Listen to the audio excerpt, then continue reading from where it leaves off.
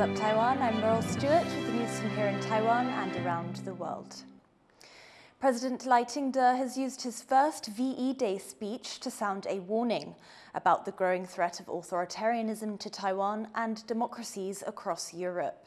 It marks the first time Taiwan has officially commemorated Victory in Europe Day, when World War II ended in Europe with the defeat of Nazi Germany. Rick Glowett reports from Taipei.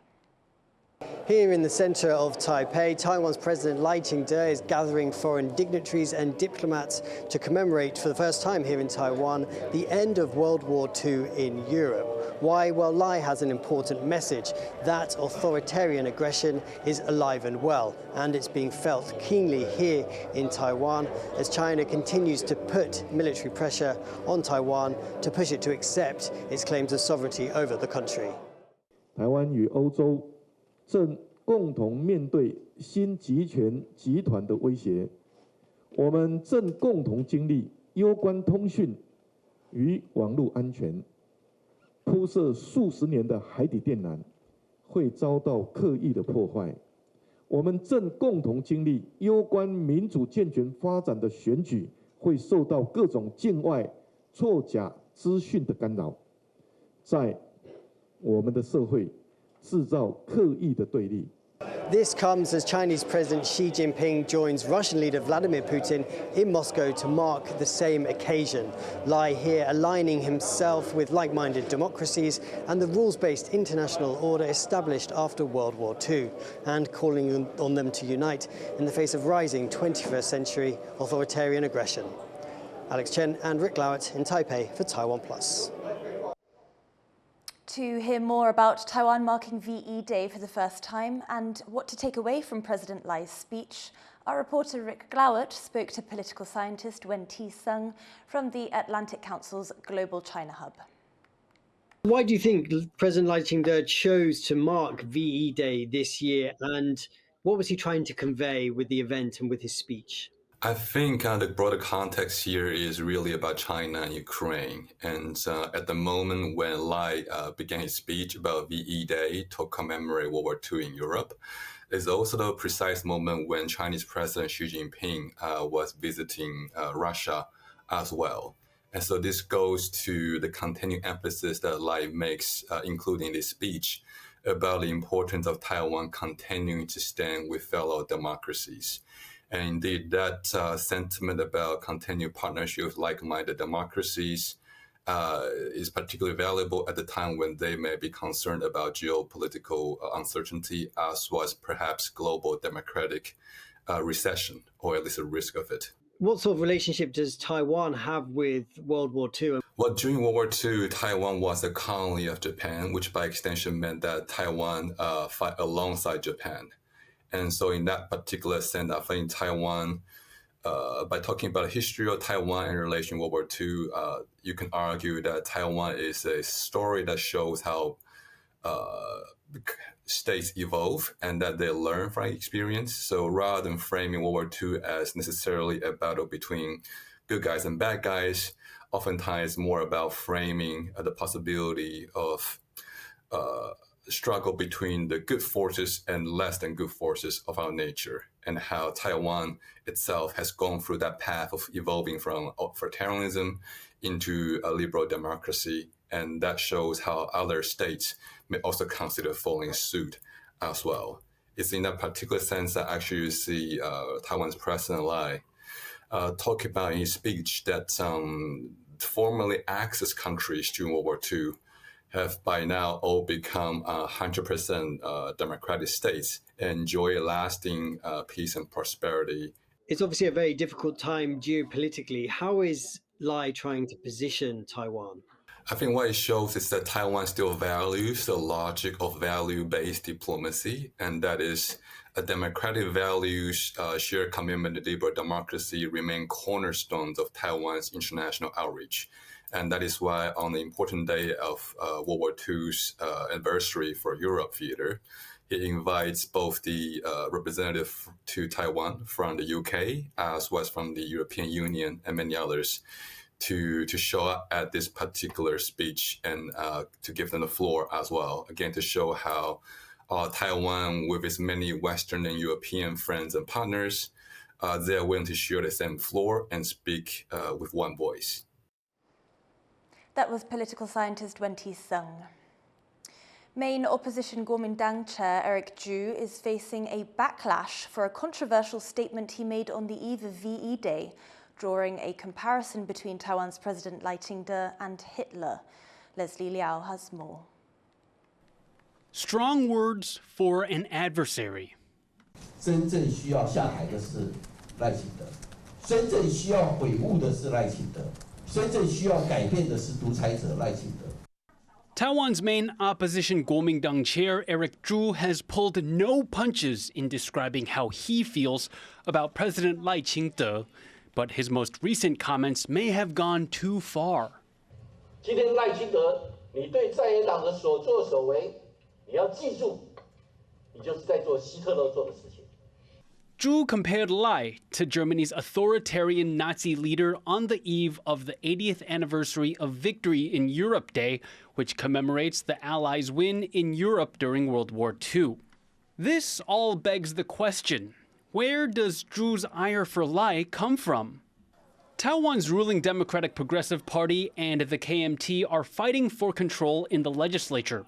While the KMT currently holds majority power in the chamber in conjunction with the Taiwan People's Party, its lawmakers are facing recall campaigns. The KMT is running a counteroffensive looking to unseat ruling party lawmakers also. But in recent weeks, there have been reports that signatures on petitions supporting the KMT's recall drive include the names of dead people. Prosecutors have searched several KMT offices and detained party officials. Chu says that the moves are calculated efforts to take down Taiwan's opposition. 赖总统的态度已经很清楚啊，他希望每一个选区只要罢蓝的都要过关。所谓的鹰犬们就全力的照他的态度来对在野党不断的追杀。Chu's comparison of Lai to Hitler drew an immediate backlash. The German Institute Taipei responded through a post on social media. In it, the office says, "We must state unequivocally, Taiwan today is in no way comparable to the tyranny of National Socialism. The institutions in Taiwan cannot and must not be likened to the instruments of terror employed by the Nazi regime." The Israel Economic and Cultural Office in Taipei also published a social media statement echoing the German office's sentiments. It said it was disappointed and concerned, and that Chu's comparisons are inappropriate. Chu has since doubled down on his comments. 国际社会，大家应该共同唾弃的是独裁者，而不是要帮有可能伤害民主、迫害反对党的独裁者讲话，更不应该干预各国的内政。 This is not the first time the KMT is in hot water for comparing the ruling party to the Nazis. Just last month, prosecutors summoned a pro-KMT recall campaigner for questioning. He showed up wearing a swastika armband and brandishing a copy of Hitler's Mein Kampf. Chu initially defended the person's actions, saying it was meant to ridicule what he called the DPP's dictatorship. Chu's comments against Lai come at a sensitive time. A time when much of the world is celebrating victory over authoritarianism. As the world remembers, the KMT has found itself at the center of a self-inflicted controversy. James Lin and Leslie Liao for TaiwanPlus. Several officials from the opposition Kuomintang's Tainan branch have been indicted for allegedly forging signatures on petitions to recall lawmakers from the ruling Democratic Progressive Party. They're the first indictments linked to recall campaigns. Tainan prosecutors say 11 people, 9 of whom are KMT officials, were indicted for faking signatures and illegally using party member information to meet the required 3,000 petition signatures within a short 10-day deadline. Authorities are looking into possible broader KMT involvement in the case. This is the latest in a widening investigation into alleged fraud that has seen several local KMT offices raided. Several people involved in recall campaigns against KMT lawmakers have also been questioned. Taiwan's exports in April were the second highest in history. That's as customers stock up during the 90-day pause on US tariffs.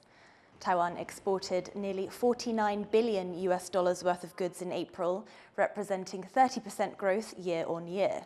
Much of that was powered by continued demand for AI and ICT products.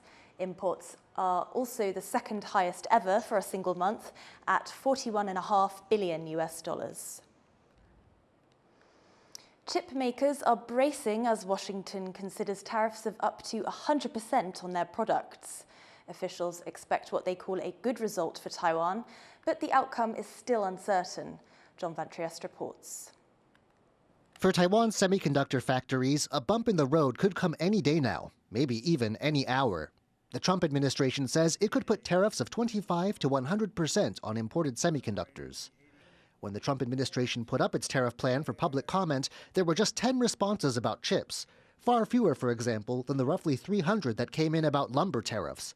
Some observers think Trump's administration will take this as a green light for chip tariffs to move ahead. And it could get worse for Taiwan if Trump takes on a request from Seoul to exempt South Korean chips from levies. Details of a final decision may come from Washington this week, though when is hard to say. On top of this, the U.S. Department of Commerce plans to study the feasibility of ramping up domestic chip production to meet American needs. The whole situation could prove tough for a Taiwanese industry that relies on exports. 我们是业界，我们是跟着我们的客户走，布局上为了未来的一个很重要的一个立足啊，在台湾有很好的发展，有很好的 R&D， 有很好的根基了，但是我们却不得不向海外走。 Taiwan's government, though, seems optimistic. 我相信因为我们台湾的这个科技跟美国是互补的，所以这特别是在晶片这个领域是这个样，所以我相信我们能够这个谈出一个对台湾比较好的一个结果。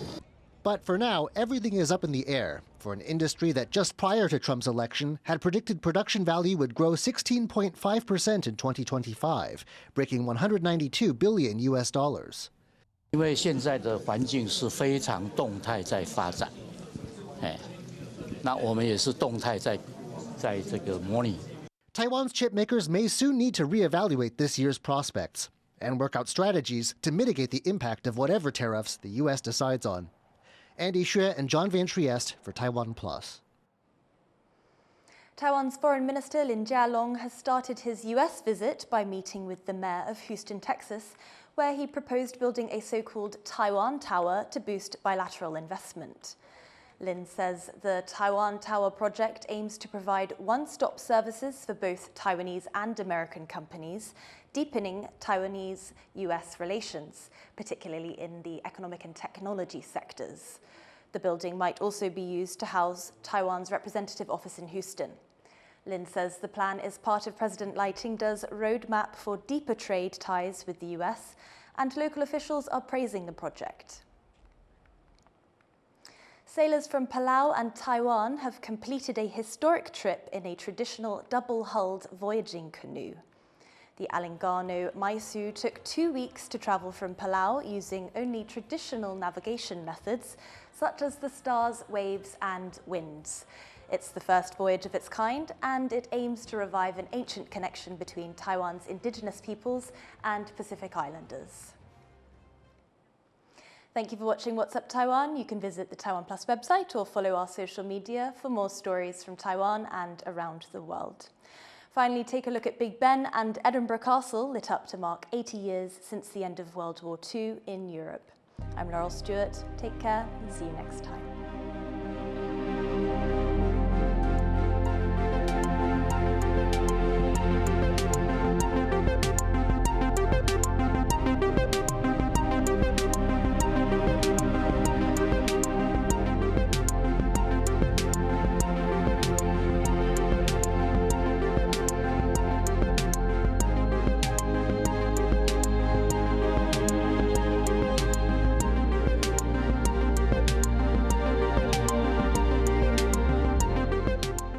I'm Tiffany Wong in Georgetown, Penang, and you're watching TaiwanPlus.